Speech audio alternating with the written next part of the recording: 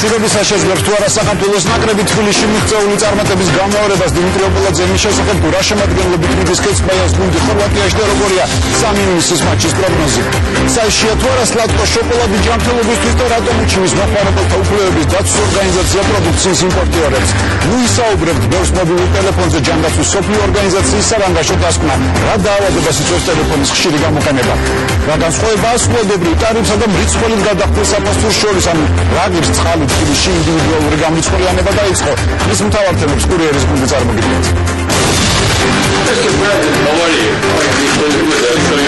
შეხვედრა რომში დასაკითხები განიხილეს პირისპირ მოლაპარაკების საქართველოს პრეზიდენტმა და შეერთებული შტატების ვიცე-პრეზიდენტმა.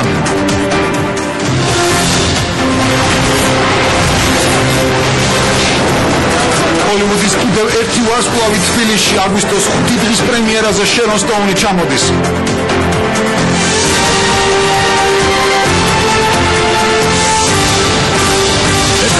კურიერი 9 საათზე ზალუ დუმაშვილთან და დიანა ჯოჯუასთან ერთად. სამშვიდობის პირისპირ შეხვედრა, რომელიც პროტოკოლით გათვალისწინებულზე გაცილებით დიდ ხანს გაგრძელდა, დღეს რომში საქართველოს პრეზიდენტისა და შეერთებული შტატების ვიცე-პრეზიდენტის მოლაპარაკებები გაიმართა.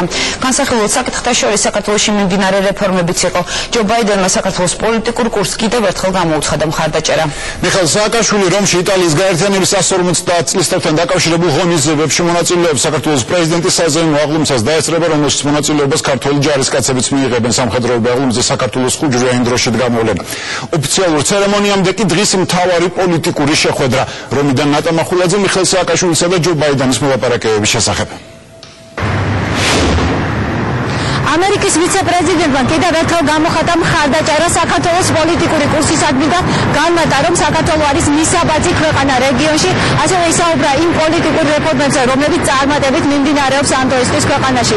ბუნებრივია საუბარი შეეხო ქართულ-რუსულ ურთიერთობებს. ჯო ბაიდენმა ხაზგასმით განმარტა, რომ თუ რუსეთს სურს მსოფლიო სავაჭრო ორგანიზაციაში გაწევრიანდეს, ამისთვის მოსკოვმა მოლაპარაკებები თბილისთან უნდა აწარმოოს. ოფიციალური შეხვედრა მიხეილ სააკაშვილმა ამერიკის ვიცე-პრეზიდენტთან გამართა. პირისპირ მოლაპარაკების დაწყებამდე ჯოზეფ ბაიდენი 2008 წლის საქართველო-რუსეთის ომის შესახებ გადაღებული ფილმით დაინტერესდა. ამერიკის ვიცე-პრეზიდენტს რენე ჰარმინის აგვისტოს 5 დღის დეტალები თავად მიხეილ სააკაშვილმა მოუყვა. გაერქვა იმ რესტორანს, რომელიც სახურავზე იყო. სადაც ჩვენ ვიყავით? ეს იყო კოპალა. ენდი გარსია ჩემს როლს ასრულებს ჰოლივუდის ფილმში. კარგი გამოვიდა? ნამდვილად არ ვიცი, თქვენ ვინ გასახიერებთ? არც მე არ ვიცი, ალბათ ამერიკელია, მაგალითად პეში. ერთად ჩამოდიან ვარსკვლავები, მათ შორის ენდი გარსია, შერონ სტოუნი და კიდევ რამდენიმე მსახიობი პრემიერაზე დასასრებად, რომელიც რამდენიმე დღეში გაიმართება. ასევე ჩამოსვლას გეგმავს 8 კონგრესმენი. რამდენიმე წუთიანი აუდიენციის შემდეგ მოლაპარაკებები დახურულ ფორმატში წარიმართა. შეხვედრა, რომელიც პროტოკოლის მიხედვით 9 საათში უნდა დასრულებულიყო, 1 საათზე მეტს გაგრძელდა. შეერთებული შტატების სახელით ჯოზეფ ბაიდენმა საქართველოს პოლიტიკურ კურსს სრული მხარდაჭერა კიდევ ერთხელ გამოუცხადა. განიხილებოდა ის რეფორმები, რომელიც ქვეყანაში ბოლო წლების განმავლობაში ხორციელდება. მე ვიცით, რომ პრეზიდენტ ბაიდენს სპეციალური ადგილი აქვს ქართული საზოგადოების წინაშე, მას განსაკუთრებული ინტერესი საქართველოს მიმართ. ეს რაღაც მოსეს გამოხატავს კიდევაც საერთო ურთიერთობას ამ ორ ქვეყანას შორის. ამიტომ ეს იყო ძალიან თბილი შეხვედრა, სადაც ყველა ჩვენთვის მნიშვნელოვანი საკითხი იქნა განხილული ძალიან დაწვრილებით. ეს მინდა გითხრათ ზედმე დეტალებში შესვლის გარეშე. ოქროს შეხვედრაზე საუბარი რუსეთის სოფლიო სავაჭრო ორგანიზაციაში გაწევრიანებაზეც მიმდინარეობდა. ცნობილია ამერიკის შეერთებული შტატების ოფიციალური პოზიცია, რომ რუსეთმა ეს საკითხი საქართველოსთან დამოუკიდებლად უნდა მოაგვაროს. არის ძალიან დიდი თანხმობა ჩვენი პოზიციების. ბატონმა ბაიდენმა გამოხატა სრული მხარდაჭერა ჩვენი რეფორმების. იყო საკითხები ჩვენს და რუსეთს შორის ურთიერთობებზე, ბოლოს რუსეთის მსოფლიო სავაჭრო ორგანიზაციის გაერთიანებას, სადაც მან ძალიან კაფეოდ აღნიშნა და ხაზი გაუსვა მის და აგრეთვე პრეზიდენტ ობამას პოზიციას, რომ რუსეთმა საქართველოსთან უნდა შეატანოს ეს საკითხები. გარედან ამერიკიდან და სხვა ქვეყნებიდან საქართველოში არ იქნება ზეწოლა. ეს იყო ძალიან მნიშვნელოვანი. იტალიაში ოფიციალური ვიზიტის ფარგლებში მიხეილ სააკაშვილი სხვა ქვეყნების ლიდერებთან ერთად იტალიის გაერთიანების 150 წლის თავისადმი მიზღვნილ ღონისძიებებს დაესწრება. დაგეგმილია საქართველოს პრეზიდენტის სხვა ქვეყნების ლიდერებთან მოლაპარაკებებიც. მიხეილ სააკაშვილი იტალიის სამხედრო აღლუმსაც დაესწრება. ჯო ბაიდენთან შეხვედრა იყო მიხეილ სააკაშვილის პირველი ოფიციალური შეხვედრა რომში. რომში ის იმყოფება იტალიის პრეზიდენტის პირადი მიწვევით, როგორც იცით, იტალია ხვალ აღნიშნავს გაერთიანებიდან 150 წლის თავს, ასევე რესპუბლიკის დღეს. დაგეგმილია საზეიმო ღონისძიებები, რომელშიც მონაწილეობას მიხეილ სააკაშვილი მიიღებს. დაგეგმილია სამხედრო აღლუმი და ამ სამხედრო აღლუმზე იფრიალებს ქართული დროშაც, მათ სამხედრო აღლუმზე ქართველი ჯარისკაცები გამოიტანენ. ეს იყო ნატო მახვილაძე რომიდან. საქართველოს სტრატეგიული პარტნიორის ყურადღების ცენტრში ასე აფასებენ თბილისში საქართველოს პრეზიდენტისა და ამერიკის შეერთებული შტატების ვიცე-პრეზიდენტის მოლაპარაკებებს. პოლიტიკოსებისა და ექსპერტების განცხადებით დღევანდელი შეხვედრა იყო კიდევ ერთი მკაფიო გზავნილი რუსეთისთვის. აღსანიშნავია შეერთებული შტატების მხრიდან საქართველოს რეფორმების, მისი სუვერენიტეტისა და ტერიტორიული მთლიანობის მაღალ დონეზე დიპლომატიური მხარდაჭერის თვალსაზრისით და ასევე საყურადღებოა ის განცხადებები, რაც რუსეთის მსოფლიო სავაჭრო ორგანიზაციაში ყოველგვარი ვალდებულებების შესრულების გარეშე დაწევრიანების მცდელობებს ეხება. ძალიან მნიშვნელოვანია შეხვედრა და ის მხარდაჭერა, რასაც ამერიკის შეერთებული შტატები საქართველოს მიმართ ახორციელებს და კიდევ ერთხელ იქნა დადასტურებული. ამაში როცა რუსეთი აკრიტიკებდა საქართველოს განვითარებული მოვლენების გამო, ძალიან მნიშვნელოვანია რომ ამერიკამ დააფიქსირა მაინც მხარდაჭერა ჩვენს მიმართ ცალ-ცალხად, ამეთი სიგნალი იქნა გაგზავნილი მოსკოვშიც და ერთი მომენტიც გამოვიკუთა რომ ერთ-ერთი უმთავრესი საკამათო თემა ვტო-ში გაწევრიანება რუსეთის ამერიკა კვლავაც აფიქსირებს რომ იგი არ ედება ამაში და რუსეთს მოუწევს გაითვალისწინოს რაღაცნაირად ჩვენი პოზიციები. მნიშვნელოვანი ისაა რომ შეერთებული შტატების ვიცე-პრეზიდენტი ჯერ მიხეილ სააკაშვილს ხვდება და ის შეახსენებს იმ საკითხებს, რომელსაც ბაიდენი ხვალინდელ სადგურზე წამოწევს. მსოფლიო სავაჭრო ორგანიზაციასთან დაკავშირებული საკითხის მოგვარება რუსებზეა დამოკიდებული. ყველაზე იოლი გზა საქართველოს ტერიტორიების ოკუპაციის შეწყვეტა და აფხაზეთის და სამხრეთ ოსეთის დამოუკიდებლობის აღიარებაზე უარის თქმა. პირველ რიგში ორივე საზღვარზე უნდა იყოს ქართული საბაჟო. ამ საკითხის განხილვა ჯერ კიდევ შეიძლება. არ ვიცი რა შედეგი მოყვა, მაგრამ პოზიციას ქართული მხარე გააცნობს ჯო ბაიდენს, ის კი ამ ყველაფერს მეთოდებს the president himself has been involved. Reni Halil's ფილმის პრემიერაზე თბილისში ჰოლივუდის კიდევ ერთ ვარსკვლავს ვიხილავთ აგვისტოს 5 დღის ჩვენებას ენდი გარსიასთან ერთად შერონ სტოუნი დაესწრება. ჰოლივუდის ერთ-ერთი ყველაზე ცნობილი ვარსკვლავი თბილისის წითელ ხალიჩაზე სადის ხორებს და კიდევ რა ღონისძიებებში მიიღებს მონაწილეობა შერონ სტოუნი ვარსკვლავის თბილისური ვიზიტის დეტალებით რამდენიმე წუთში კურიერში. მანამდე კი დღის სხვა მთავარი თემებით თბილისში წყლის ინდივიდუალური გამრიცხველიანება დაიწყო. პირველი მრიცხველები ნიცუბიძის ქუჩაზე კერძო სახლებში დაამონტაჟეს. ერთი კუბური მეტრი 26.6 მეტრით თეთრი, ეს არის წყლის ახალი ტარიფი. პარალელურად მოსახლეობას ეტაპობრივად თავად მრიცხველის საფასურის დაფარვაც მოუწევს. რაც შეეხება ახალ საფასურს, დღეში 150 litrამდე წყლის გახარჯვის შემთხვევაში თვიური გადასახადი 5 ლარამდე იქნება. ამჟამად აი ასეთი მრიცხველი დამზადებულია გაკეთებული. პირველი მრიცხველი, რომელიც ნიცუბიძის მეოთხე მიკრორაიონში დაამონტაჟეს, რამდენიმე საათში ჩაერთვება. კომპანია ჯორჯია ვოთერ ენდ პაუერი პირველ ეტაპზე თბილისში მრიცხველებს მხოლოდ კერძო სახლებში დაამონტაჟებს. გამრიცხველიანების პროცესი დღეს თბილისის რამდენიმე რაიონში დაიწყო. დღეიდან ოფიციალურად დავიწყეთ ინდივიდუალური გამრიცხველიანების პროგრამის განხორციელება. მნიშვნელოვანი დღეა ჩვენთვის, რადგან ქალაქში მთლიანად იცვლება წყალმომარაგების სისტემა. მრიცხველებს კომპანიის წარმომადგენლები მიწაში ზედაპირზეა საცხოვრებელი სახლის გარე კედელზე დაამონტაჟებენ. ევროპული წარმოების აპარატურა, რომლის ექსპლუატაციისვა და 20 წელია და 100 ლარი ღირს, მოსახლეობამ უნდა შეიძინოს. თანხას პირველ ეტაპზე კომპანია თავად გაიღებს. აბონენტი კი ამ ვალის დაფარვას მრიცხველის დამონტაჟებიდან 6 თვის შემდეგ დაიწყებს. სავალდებულო გადასახადი მას 24 თვეზე გადაუნაწილდება, რაც მიმდინარე დავალიანებასთან ერთად დაერიცხება. ეს არის მთლიანად მორგებული ჩვენს მოსახლეობაზე. ეს პროცესი არის ძალიან მნიშვნელოვანი კუთხით, რომ მოხდება წყლის რაციონალურად გამოყენება. ეს არის ასევე დიდი წინათ გადადგმული ნაბიჯი იმისათვის, რომ თბილისში იყოს 24 საათიანი წყალმომარაგება. თბილისის უცხოელი წყალმომარაგება და სასმელი წყლის ეკონომიურად გამოყენება. ეს არის ის მთავარი პრობლემა, რომელიც მრიცხველების დამონტაჟების შემდეგ უნდა მოგვარდეს. თბილისის მოსახლეობისთვის 1 კუბურ მეტრზე მოხმარებულ წყალზე გადასახადი 26.6 თეთრი იქნება. რაც იმას ნიშნავს, რომ აბონენტს დღე-ღამეში დახარჯულ 150 ლიტრ წყალზე თვეში 4 ლარი და 80 თეთრი დაერიცხება. თუ სულენი ოჯახი დღეისათვის იხდის მაგალითად 960 რომელიც მისთვის ძალიან მიუღებელია და გაუგონარია, ისეთ შემთხვევაში, როდესაც ეს მრიცხველები დადგება, მას მოუწევს სადღაც 6 და 7 ლარამდე გადასახადი. ჯორჯია მოთელენთ პაუერი ინდივიდუალური მრიცხველებს წლის ბოლომდე სულ 50,000 აბონენტს დაუყენებს. კომპანიამ უკვე დაასრულა საპილოტო პროექტი, რომლის ფარგლებში მეტრომშენის დასახლებაში 200 ინდივიდუალური მრიცხველი დამონტაჟდა. დღევანდელამდე რას გაკეთე, კმაყოფილი ვარ, და შემდეგ ვიჩვენე მომავალი როგორი იქნება, რანაირად იქნება. მე მგონია იქნება კარგი. შვიდი ონკანია ძალიან ხშირად გამოდის ამ წყობიდან. სამიქნელია ხელი და ეს წყალი მიედინება. ახლა უკვე უნდა ვაკონტროლოთ, ასე რომ ეს იქნება შენიერი. ამ პროექტით კომპანია ათეულობით ადამიანის დასაქმებასაც გეგმავს. მრიცხველის დაყენების შემდეგ ფიქსირებული გადასახადი 1 წუთზე 3 ლარი და 15 თეთრი გაუქმდება.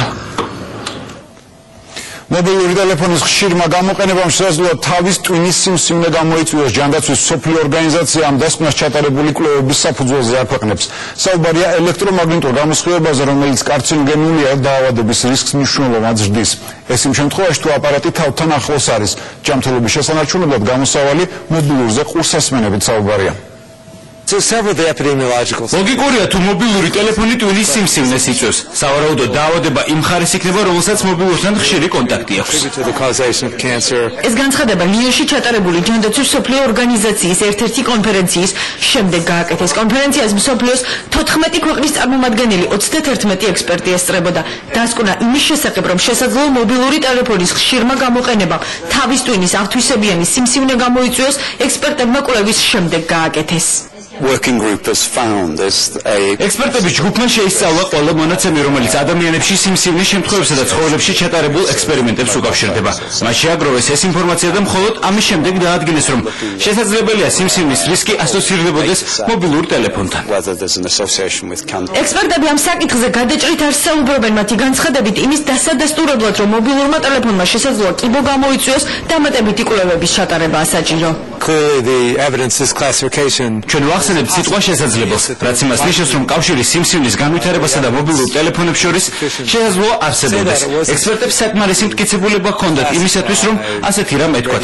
მაგალითად, თამბაქოს შემთხვევაში დიდი ხანია ცნობილია, რომ ის სიმსივნეს იწვევს, მაგრამ მობილურ ტელეფონებთან დაკავშირებით მხოლოდ იმას ვამბობთ, რომ შესაძლებელია მათი ხშირი გამოყენება დაკავშირებული იყოს სიმსივნის განვითარებასთან. ჯანდაცვის მსოფლიო ორგანიზაცია შესაბამის განცხადებას ინტერნეტითაც ავრცელებს. ინფორმაციაში იმ ნივთიერებებზეა საუბარი, რამაც შესაძლოა თავის ტვინში კიბო გამოიწვიოს. ჯანდაცვის მსოფლიო ორგანიზაციის სიმსივნის კვლევის სააგენტომ დაადგინა, რომ რადიოსიხშირის ელექტრომაგნიტური ველი ადამიანისთვის შესაძლოა კარცინოგენური იყოს. უკაბელო ტელეფონის გამოყენება ზრდის გლიონის ავთვისებიანი ტიპის ტვინის სიმსივნის განვითარების რისკს. მნიშვნელოვნად მიგვაჩნია ამ კუთხით გრძელვადიანი კვლევების ჩატარება.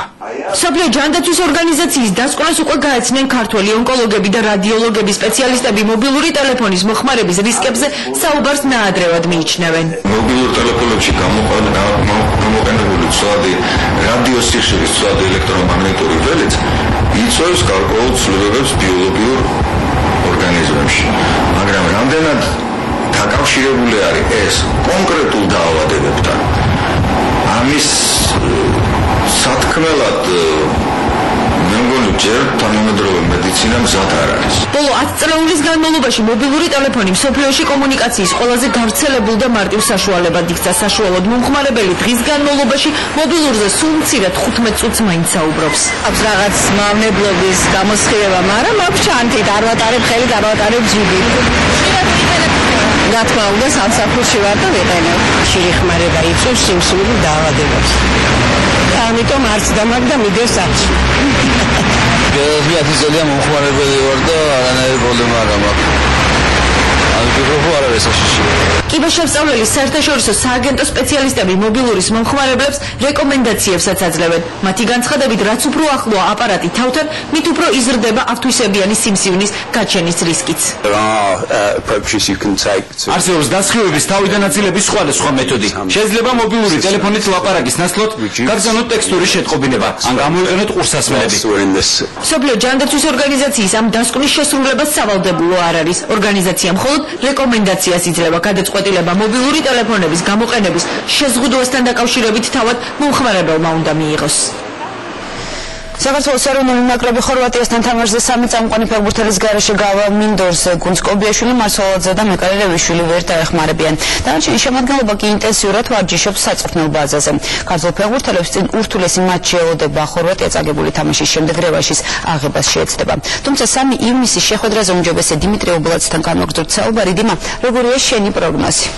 აღმოჩნდება პროგნოზი რა თქმა უნდა არ გამოვთქვავ ხა. იმიტომ რომ ჩვენ ადრეს ოპტიმისტები ვიყავით, მაშინ როცა ნაკრები დადებით შედეგს ვერ აღწევდა და ეხლა მე თუმეტეს ოპტიმისტები უნდა ვიყოთ და არ შეიძლება იმ ფონის შექმნა რომ ჩვენ იქ წავაგებთ და ასე შემდეგ, იმიტომ რომ ჩვენ თბილისში ხორვატიის ნაკრებს მოუგეთ 1-0. რაც შეეხება მათ გაღიზიანებას და ზედმეტ მოტივაციას, ამას შეიძლება კარგი სამსახურიც კი გაუწიოს საქართველოს ნაკრებს, ეს ყველაფერი ყველაზე უკეთ იცის თემურ კეცმაიამ, რომელმაც დღეს 21 ფეხბურთელი უკვე დაასახელა, რომელიც წავა ხორვატიაში სათამაშოდ და ორი მათგანი არის დებიუტანტი. ნაკრები ინტენსიურად ვარჯიშობს და რასაკვირველია ხორვატიაში ჩვენები იბრძოლებენ. აქ ორი აზრი არსებობს და კიდევ ერთი გარემოება მათ გადაწყვეტეს ამ თამაშის გამართვა ისეთ სტადიონზე, სადაც განსაკუთრებით აგრესიული გულშემატკივარია, თუმცა აქ თამაში არც თვითონ ხორვატიის ნაკრების ფეხბურთელებს არ სიამოვნებთ მაინდამაინც. ამ ორ ქალაქს შორის ზაგრებს გულისხმობ, არის ძალიან სერიოზული კონკურენცია, ასე ვთქვათ, თუ სად ითამაშებს ეროვნული ნაკრები. ასე რომ ძალიან ესეთი პესიმისტები რამდენად არ უნდა ვიყოთ. საქართველოს ეროვნული ნაკრების მთავარმა მწვრთნელმა იმ ფეხბურთელთა სია გამოაქვეყნა, რომლებიც ხორვატიაში გაემგზავრებიან და 3 ივნისს ევროშესარჩევ მატჩში ითამაშებენ. 21 ფეხბურთელიდან 20 ნაკრების ბაზაზე საწვრთნელ შეკრებაზე იმყოფება. 2 ივნისს გუნდს ხორვატიაში შეუერთდება ზურაბ ხიზანიშვილი. უკვე ცნობილია, რომ ფეხბურთელების მხარდასაჭერად გერმანიიდან 100-მდე ქართველი ჩავა. ჩვენ დავიკავშირდნენ გერმანიიდან საქართველოსთვის წარმომადგენლები, რომელსაც ძალიან დიდი სურვილი გამოთქვეს ამ მატჩზე დასწრებისა. ჩვენ რა თქმა უნდა უზრუნველყოფთ მათ ბილეთებით. ხორვატიაში ეროვნულ ნაკრებს სწორედ ის ფეხბურთელები გამოაკლდებიან, რომლებმაც თბილისში გამართულ შეხვედრაზე გამორჩეულად ითამაშეს. ლევან კობიაშვილი და ოთარ მარცვალაძე თამაში დისკვალიფიკაციის გამო ვერ მიიღებენ მონაწილეობას. ტრამვირებულია ნაკრების მეკარე ნუკრი რევიშვილი. სპორტსმენების გასამხნეებლად დღეს ბაზაზე შოთა არველაძეც მივიდა. ნაკრების ყოფილი ფეხბურთელები თვლიან, რომ საქართველოს გამარჯვების შანსი აქვს. მოდელების შემთხვევაში და მობილიზების შემთხვევაში მინდორზე დაუმარცხებელი არავინ არ არის. ამიტომ ვთვლი, რომ სცენარი პრინციპში ალბათ ადვილი წარმოსადგენია. ჩვენ ალბათ უფრო შევეცდებით, რომ შესაძლებელი დაგვარად შანსი არ მივცეთ მომენტების შექმნის. რთული თამაში იქნება, მაგრამ ამოგების შემთხვევაში როგორც წინა თამაში ხორვატიასთან ესე გმირებად იქნებიან საქართველოს. 3 ივნისს 21 წლამდე ფეხბურთელებიც ითამაშებენ. ოთარ გაბელიას გუნდი ევროპის ჩემპიონატის შესარჩევ ეტაპს სწორედ ამ ქვეყნის გუნდთან მატჩით დაიწყებს. ჩვენ ვიბრძოლეთ ბოლომდე. ამათმა ყველაფერი დადო მინდორზე და თუ სტატობით გაჯობა ღმერთმა შეარბოს ხორვატია. მე ახაც ვარ სათამაშო და ესპანეთი კიდევ ძალიან რთული ჯგუფია. ამით გაიზრდებიან ეს ახალგაზრდები. თბილისში საქართველოს ნაკრების მხარდასაჭერად გულშემატკივრები რამდენიმე ადგილას იკრიბებიან. მე მაინც იმედი მაქვს, რომ ჩვენი ბიჭები სასურველ შედეგს მიაღწევენ, თვითონ ბიჭების განწყობაც ისეთია, რომ ბოლომდე აპირებენ ბრძოლას და იმედია, რომ საქართველოს ისევე დაახარებენ, როგორც საქართველოს ხორვატიის საშინაო მატჩზე მოხდა. იმედი ისეთია, რომ ხოლმე ხოდეს გულშემატკივარს. თელის არ მგონია რაღაც ერთი განსაკუთრებული საეტაპო თამაში იყოს, იმიტომ რომ ჩვენ ნაკრები ახლა შენდება ამ თამაშის ახლა გადადებით შედეგს მოსულნევართ, მაგრამ შედეგის მიუხედავად პრინციპში ალბათ პლეიოფში გასვლის ვინაობის მოეთების გაწყვეტა საბრძოლო. საქართველოს ნაკრები ხორვატიაში ჩარტერული რეისით გაემგზავრება. ხვალვე სპლიტში ფეხბურთელები მატჩის წინა ვარჯიშს გამართავენ. ოპტიმიზმით სამერიც და ერთი რამ არის კიდე აღსანიშნავი რომ აი ამდენი თამაში ჩატარების შემდეგ ბოლო 10 წელი უფრო მეტიც კი საქართველოს ნაკრებს არანაირი პრაქტიკული შანსი არასდროს არ ქონია. თუმცა გასათვალისწინებელია ის გარემოება რომ მიმდინარეობს მომავლის გუნდის შენებლობა და ზედმეტად მოთხოვნებიც არ უნდა ვიყოთ. ეს არის ჩვეულებრივი რიგითი შეზარჩევი ციკლის ერთ-ერთი თამაში იმ გუნდთან რომელსაც ჩვენ მოვუგეთ საქართველოში და ხორვატიის ნაკრების დამარცხება ევროპის წამყვან კლუბებს და სოფლიოს წამყვან ნაკრებებსაც კი უჭირთ ხორვატიაში. ეს ხო დიმიტრი ობოლაძე არ გემშვიდობებით დილმა სპორტის სხვა სიახლეები ტრადიციულად კურიერის ბოლოს. ჩვენ ისევ დღის ერთ-ერთ მთავარ მოვლენას უბრუნდებით 5 ივნისს თბილისში გაშლილ წითელ ხალიჩაზე შერონ სტოუნი გაივლის ჰოლივუდის ვარსკვლავი აგვისტოს 5 დღის პრემიერას ენდი გარსიასთან ერთად დაეწრება. ცნობილია რომ ჰოლივუდის ყველაზე ინტელექტუალური მსახიობი საქართველოში პრემიერამდე 1 დღით ადრე ჩამოვა და სასტუმრო ედისონში დაბინავდება ფილმის ჩვენებასთან ერთად. შერონ სტოუნი იმ საქველმოქმედო ვახშამსაც დაეწრება, რომელიც რუსთაველის თეატრში გაიმართება. წითელ ხალიჩაზე შერონ სტოუნი თბილისში 5 ივნისს გაივლის. ჰოლივუდის მეგავარსკვლავი კინოთეატრ რუსთაველში აგვისტოს 5 დღის პრემიერას დაესწრება. საქართველოში ჩამოდის ფილმის რეჟისორი რენი ჰარლინი და ერთ-ერთი მთავარი როლის შემსრულებელი ენდი გარსიაც. სურათში მონაწილე მსახიობებს შორის არ არის, თუმცა რუსეთ-საქართველოს ომის ისტორიის კინოვერსიას შერონ სტოუნიც იხილავს. ეს ქალბატონი ზოგადად გამოირჩევა და ახშილვის ცხოვრების ერთ-ერთი მთავარი ნაწილი არის ესეთი საქველმოქმედო საღამოები და თავისი ქველმოქმედება მიმართოს სწორედ ომში დაზარალებული ადამიანების მიმართ და ამისგით მოდის საქართველოში. ჰოლივუდის სექს-სიმბოლო თბილისში პრემიერის წინადღეს 4 ივნისს ჩამოვა. უკვე ცნობილია რომ ის სასტუმრო რედისონში იცხოვრებს. სავარაუდოდ ჟურნალისტებისთვის პრესკონფერენციასაც გამართავს და ფილმის ჩვენების შემდეგ სპეციალურად ჰოლივუდელი სტუმრებისათვის რუსთაველის თეატრში მოწყობილ გალა ვახშამსაც დაესწრება. ბიზნეს ფედერაციის ორგანიზებით გაიმართება საქველმოქმედო ვახშამი დაღუპულთა ოჯახების დასახმარებლად. ამ საქველმოქმედო ვახშამში აგრეთვე მონაწილეობას მიიღებენ ენდი გარსია და შერონ სტოუნი, რენი ჰარლინგთან და სხვა მსახიობებთან ერთად. ჰოლივუდის ყველაზე ინტელექტუალურმა მსახიობმა, რომლის IQ-ს მაჩვენებელი დიდი მოაზროვნეების მონაცემებსაც კი არ ჩამოუვარდება, კარიერა როგორც მანეკენმა დაიწყო. პიერ კარდენმა ის თავის სახედაქცია და თეთრი ვარდი უწოდა. თავბუ დამხვევის ამოდევო წარმატების მიუხედავად, სტოუნს სულ სხვა ინსტინქტი ამოძრავებდა. ის ვარსკვლავად სწორედ ბერჰოვენის ფილმში ძირითად ინსტინქტში შესრულებული მთავარი როლით გახდა. მალე ისეთივე მაღალანაზღაურებად მსახიობად იქცა, როგორც დემი მური და ჯულია რობერტსი იყვნენ. ცოტა ხანში კი მათ ჰონორარებს მთელი 10 მილიონი დოლარით გადააჭარბა და პროდიუსერებს იმ დროისათვის კოლოსალური თანხა 30 მილიონი დოლარი დაუსახელა, რითაც მსოფლიოში ქალისთვის გადახდილი უმაღლესი ჰონორარით ყველა რეკორდი მოხსნა. Yes, it does, doesn't it? The answer is no. შერონ სტოუნი ეროტიკული თრილერების ვარსკვლავად ითვლებოდა და სულ იმის მოლოდინში იყო, რომ სექს დივას კარიერა მალე დასრულდებოდა. ცოტა ხნის წინ გამოსულ სურათში შეთქმულება ბირმაში ითამაშა და ჟურნალისტებთან გაოცება გამოთქვა, რომ 53 წლის ასაკშიც სექს სიმბოლოდ რჩება. ჟურნალისტების შეკითხვებს შერონ სტოუნი თბილისშიც უპასუხებს. დასავლეთ კორეაში თქვენ ნახავთ საქართველოში საბჭოთა სიმბოლიკა ებრძოლა რუსეთის სპეცსამსახურების ყოფილ თანამშრომლებს კი თანამდებობრივი შეზღუდვები დაუწესდებათ. კიდევ რასი თვალისწინებს თავისუფლების ქარტია, რომელიც დღეს პარლამენტმა მიიღო. საერთოდ თუ არა ჯანმრთელობისთვის სლატკოს შოკოლადი ხელმოღეთ გადაწერილი ვარგისიანობის თარიღი, რატომ უჩინის მომხმარების უფლებების დაცვის საერთაშორისო ორგანიზაცია რუსული პროდუქციის იმპორტიორს. ანა პანელების დებიუტი დიდ სცენასა და საქველმოქმედო კონცერტი, რომელიც ბავშვებმა ბავშვებს მიუძღვის. დუეტებით ცნობილ მომღერლებთან ერთად რუსთაველის სცენაზე კურიერის ბოლოს. ვალდებულია თუ არა ბანკი კლიენტს ყველა დანახავების შესახებ დეტალური ინფორმაცია მიაწოდოს. ახალი წესები კომერციული ბანკებისთვის დღეიდან ძალაში შევიდა. მაყოფილი კლიენტი ბანკისთვის არის პრიორიტეტული.